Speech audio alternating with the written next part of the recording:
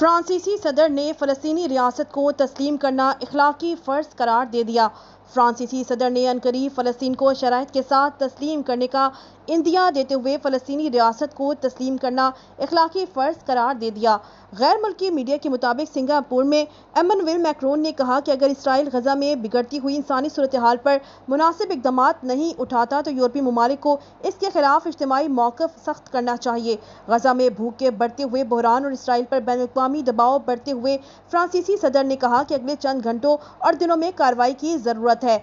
एमनुएल Macron ने कहा कि इसका मतलब यह है कि पाबंदियां लगाएं। उन्होंने इस बात पर भी जोर दिया कि फ़लस्तीनी रियासत को शराइत के साथ तस्लीम करना सिर्फ इखलाकी फ़र्ज़ ही नहीं बल्कि एक सियासी ज़रूरत भी है। उनका कहना था कि फ्रांस उम्मीद करता है कि कुछ शराइत के तहत फ़लस्तीनी रियासत को तस्लीम करने की तहरीक शुरू होगी, जिसमें हमास की गैर फौजी कार्रवाई और इसराइल के वजूद और तहफ़्फ़ुज़ के हक़ को तस्लीम करना शामिल है। 2 माह से ज़ायद इसराइली नाकाबंदी के बाद गजा में इमदाद की वापसी शुरू होने के बावजूद इंसानी सूरत हाल बदस्तूर तशवीशनाक है। ग़ज़ाई तहफ़्फ़ुज़ के माहिरीन का कहना है कि 5 में से 1 शख्स भूख का शिकार है।